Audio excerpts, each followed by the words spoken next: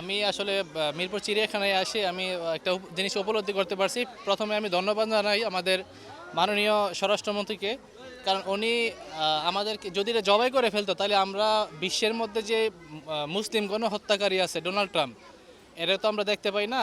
তবে এই জানোয়ারটার মাধ্যমে যে পশু, সে আমার মনে হয় সে পশুর মতোই। কারণ এর দেখে ওর চেহারা বাইসে ওঠে। এই জন্য স্বরাষ্ট্রমন্ত্রীর হস্তক্ষেপে আল্লাহ তারা জীবিত রাখছে, এই জন্য স্বরাষ্ট্রমন্ত্রীকে ধন্যবাদ জানাই।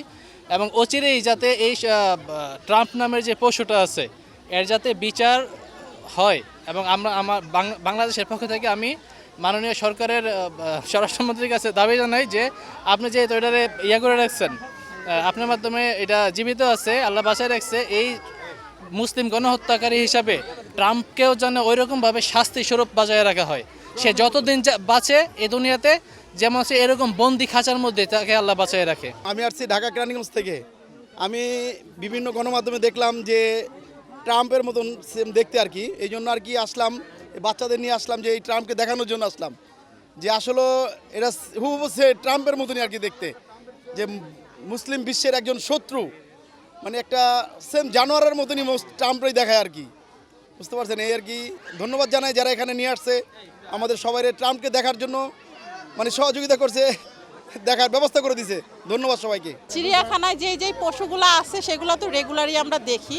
তো এই ডোনাল্ড ট্রাম্পকে আমরা দেখতে আসলাম আজকে, যেহেতু নতুনত্ব কিছু একটা, তো বাচ্চাদেরকে নিয়েও আসলাম। আর ঈদের পরে তো একটু ঘোরাঘুরি করতে হয়, সব মিলিয়ে আসলে দেখতে এসেছি।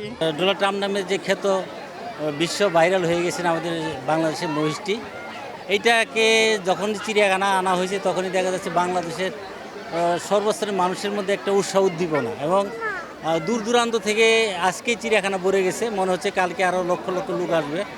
বিশেষ করে ছোটো ছোটো বাচ্চারা যেভাবে উপভোগ করতেছে ডোনাল্ড ট্রাম্পকে নিয়ে, তার যে চুলের স্টাইল, আমি তাকে কাছ থেকে ছুঁয়ে দেখেছি, বিশেষ করে চুলের স্টাইলটা এবং চোখটা একদম ট্রাম্পের সাথে হুবহু। একটা খাঁচাকে ঘিরে আগ্রহ হওয়ার কারণ জানেন এই বছরও কিভাবে ভাইরাল হয়েছে। আর মানে ডোনাল্ড ট্রাম্পকে নিয়ে ট্রোল করাটা মানুষের এখন এটার ভিতরে আকর্ষণটা বেশি হওয়াতে ওর কাছে এখন বেশি আসে আর কি। আসলে কিভাবে দেখবো এখন, এটা অন্য ইয়াতে চলে যাবে কথাটা যদি বলি আমি। হ্যাঁ, মানে ফানি জিনিসটাকে ফানি হিসেবেই রাখা ভালো, আবার এটাকে বেশি গভীরেও নিয়ে যাওয়া ভালো না। কারণ প্রত্যেকটা দেশের আলাদা একটা মানে যার যার ইয়ে আছে, হ্যাঁ, আলাদা মর্যাদা হিসেবে দেখতে গেলে সবারই ওই জিনিসটা খেয়াল রাখা উচিত আসলে। হ্যাঁ, ডোনাল্ড ট্রাম্প থেকে দেখতে দেখতে এত দূরে আসা আমাদের অনেক ভালো সুন্দর দেখলাম। ডোনাল্ড ট্রাম্প দেখতে দেখতে ড্যামরা থেকে এখানে চলে আসছি আমরা। ড্যামরা থেকে আসছি। অনুভূতিটা অনেক খুব সুন্দর, খুশির একটা অনুভূতি। আমরা যে বিশেষ উপলক্ষে এসেছি ওইটা দেখতে পারছি ডোনাল্ড ট্রাম্পে, আমরা শুধু ওইটার জন্য এসেছি। সবাই ডোনাল্ড ট্রাম্পে দেখার জন্য আসছে, তাই আমিও এসেছি। আমরা ঢাকা থেকে এসেছি, অনুভূতিটা অনেক খুব সুন্দর। প্রধানমন্ত্রী নিয়ে আসছে, ওটা দেখার বেশি আগ্রহ ছিল, তার জন্য ওটা দেখে আসছে। কিন্তু ডোনাল্ড ট্রাম্পের তো সরাসরি দেখতে পারবো না, তাই গরুর মাধ্যমে দেখলাম আর ডোনাল্ড ট্রাম্প। যাই খুব সুন্দর হয়েছে।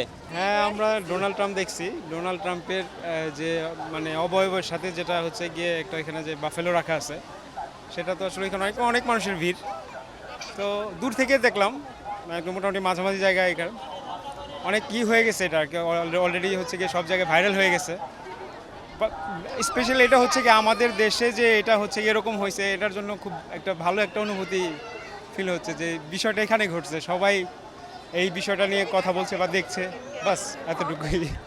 Well, it's wonderful. It's a very good zoo, a big zoo, space for everybody. Even today, that is holiday. চিড়িয়াখানায় কোনো নতুন প্রাণী আসা মানেই হলো মানুষের কৌতূহল থাকে। আর এটি ঈদ পরবর্তী সময়, যে সময়টিতে স্বাভাবিকভাবে দর্শনার্থীর সংখ্যা অনেক গুণ বৃদ্ধি পায়, এবারও তার ব্যতিক্রম নয়।